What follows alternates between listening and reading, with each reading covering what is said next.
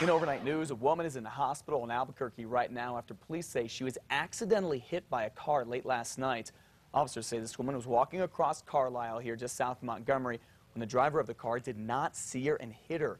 We're hearing that woman is in critical condition this morning. Police say it looks like the crash was an accident and drugs and alcohol are not involved. Well, parents, get ready for this because for the next 3 days you can get just about everything you need for your kids to go back to school and get it tax-free here in New Mexico. And at the same time, we can all save some cash on everything from clothes to computers. News 13's David Romero is live at Coronado Center. So, David, how does this whole tax-free thing work? Well, Matt, from getting the latest threads to wear to school or having the best supplies to learn in the classroom, this is a good weekend to get all that type of shopping done. Now, there are several categories as to how the state breaks down what qualifies for the tax-free relief if you buy clothes or shoes. They cannot be more than $100 per item. If you want to buy a new computer or tablet, you need to make sure that the item does not exceed $1,000. Any hardware that goes along with it, such as an external drive, cannot be above $500. Any other things that fall under general school supplies cannot cost more than $30 per item.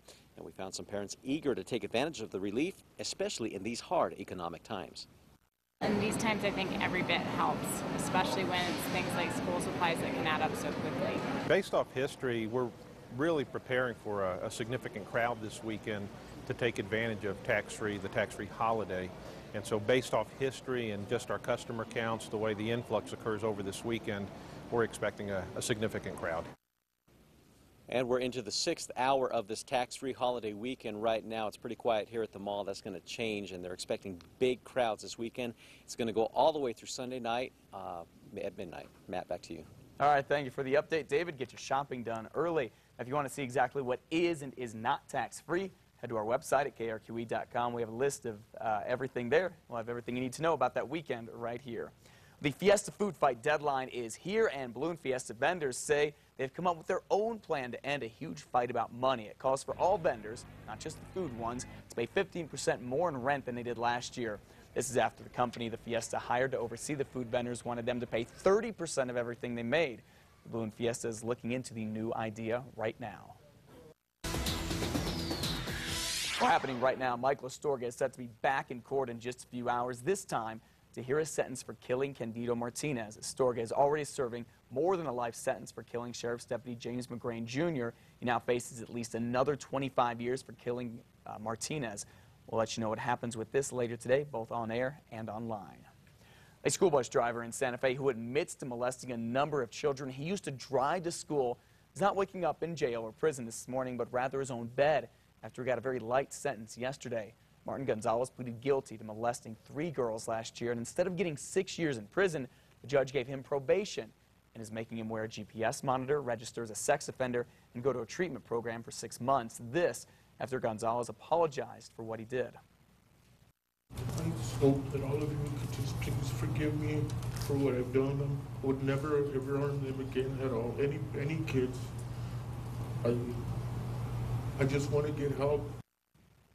The district attorney says that when this case started, Gonzalez admitted to molesting other girls in the past and going to a treatment program then as well. A key piece of evidence that a judge had thrown out in a high-profile murder case here in Albuquerque is back in this morning. Yesterday, the state Supreme Court ruled that a bullet casing found in Ronald Santiago's gym bag here can be used in the murder trial against him.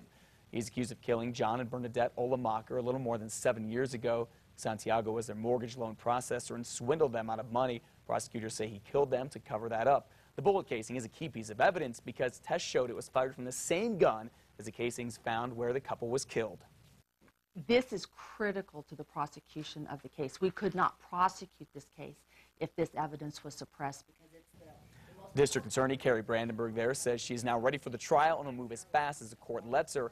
That bullet casing was originally thrown out of court twice because of problems with the search warrant to get it, but both times the state Supreme Court disagreed and said it could be used in the trial. An update now to some developing news we told you about yesterday morning on a raid on a government office in Santa Fe. State securities investigators say they went into the New Mexico Finance Authority and were looking for bank and accounting records and computers, all after a former worker faked one of the Finance Authority's audits in the past few years.